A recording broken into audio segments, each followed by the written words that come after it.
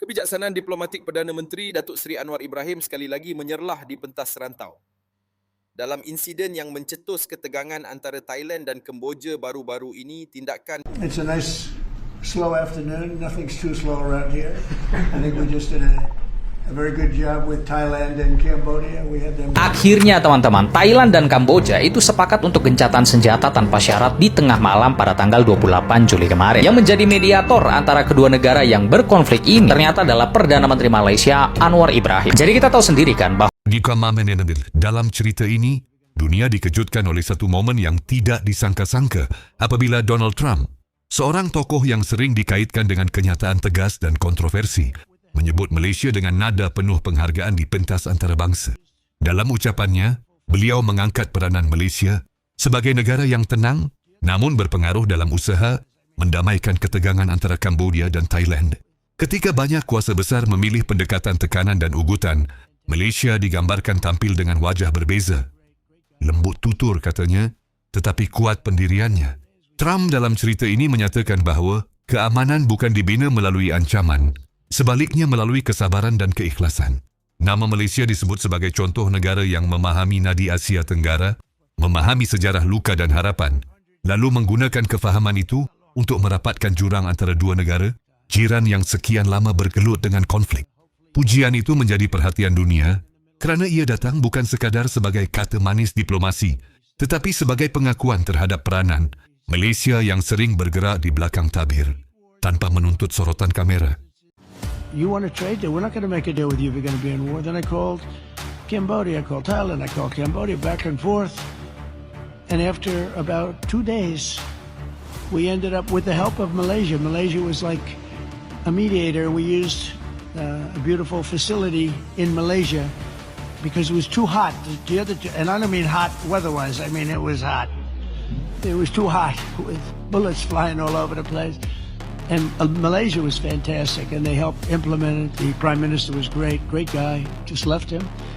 And within 2 days we signed a deal, and the two people came in, they were like best friends. It was a beautiful thing to see. We saved probably millions of lives. They've had a tempestuous relationship I said, for how many years? 500 years. I said, that's a long time. That's a long time. But we think this is going to be, hopefully, I use the word everlasting. Same thing in the Middle East. We hope it's going to be everlasting peace. They've never had peace. They've 3,000 years, and we signed in the Middle East. But I've ended 8 wars in 8 months, and in many instances, trade has played a big part in getting those. Cerita ini berkembang dengan menggambarkan bagaimana Malaysia memainkan peranan sebagai orang tengah yang adil dalam konflik Cambodia dan Thailand. Wakil Malaysia dikisahkan berulang-alik duduk bersama pemimpin kedua-dua negara, mendengar rungutan lama, ketakutan rakyat, serta harapan masa depan tanpa membawa agenda tersembunyi. Donald Trump dalam naratif ini memuji pendekatan Malaysia yang tidak memaksa penyelesaian segera, sebaliknya membina kepercayaan sedikit demi sedikit. Katanya, Malaysia memahami bahawa perdamaian bukan sekadar menandatangani perjanjian, tetapi memulihkan hubungan manusia. Dalam pertemuan tertutup, Trump digambarkan menyatakan kekagumannya terhadap kebolehan Malaysia menggunakan pengalaman sendiri sebagai negara majmuk yang pernah melalui cabaran perbezaan kaum dan pandangan untuk memahami konflik serantau. Usaha Malaysia digambarkan berjaya membuka ruang dialog baharu antara Cambodia dan Thailand, meredakan ketegangan di sempadan dan mengembalikan keyakinan rakyat terhadap keamanan. Trump menyebut bahawa dunia sering memandang remeh negara sederhana, namun Malaysia membuktikan bahawa kebijaksanaan dan konsistensi mampu memberi kesan lebih besar daripada kekuatan ketenteraan. kebijaksanaan diplomatik Perdana Menteri Datuk Seri Anwar Ibrahim sekali lagi menyerlah di pentas serantau. Dalam insiden yang mencetus ketegangan antara Thailand dan Kemboja baru-baru ini, tindakan pantas Anwar menghubungi kedua-dua pemimpin negara berkenaan berjaya menenangkan keadaan dan mengelakkan konflik berlanjutan. Usaha ini bukan sahaja mengangkat nama Malaysia sebagai pendamai, malah memperkukuh semangat ASEAN sebagai sebuah keluarga yang menyelesaikan isu dalaman melalui rundingan dan persefahaman. Anwar membuktikan bahawa diplomasi bijaksana mampu menjadi perisai utama dalam mengekalkan kestabilan serantau.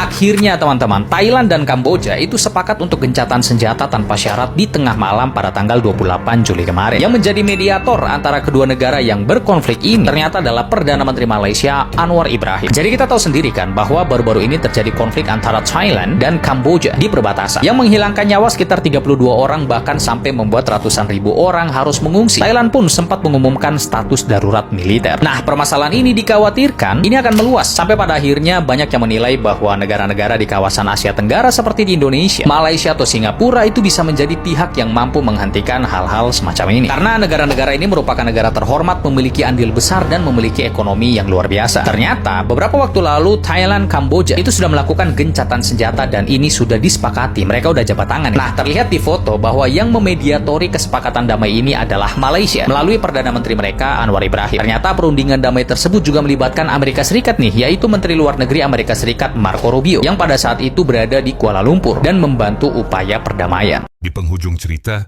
Donald Trump digambarkan menyimpulkan bahwa kejayaan perdamaian antara Kamboja dan Thailand adalah bukti bahwa dunia masih mempunyai harapan jika negara-negara memilih dialog berbanding konflik. Malaysia disebut sebagai contoh negara yang tidak mencari pujian, tetapi tetap dihormati kerana keikhlasan tindakannya. Kisah ini menutup dengan gambaran Asia Tenggara yang lebih tenang, hasil usaha bersama yang dipelopori oleh diplomasi Malaysia. Untuk penonton TV Rosa Studio, cerita ini membawa mesej mendalam. Kadangkala wira sebenar bukanlah yang paling lantang bersuara, tetapi yang paling sabar mendengar. Pujian Donald Trump terhadap Malaysia menjadi simbol pengiktirafan bahawa keamanan sejati lahir daripada kebijaksanaan, empati, dan keberanian untuk memilih jalan damai, walaupun dunia sering memilih sebaliknya.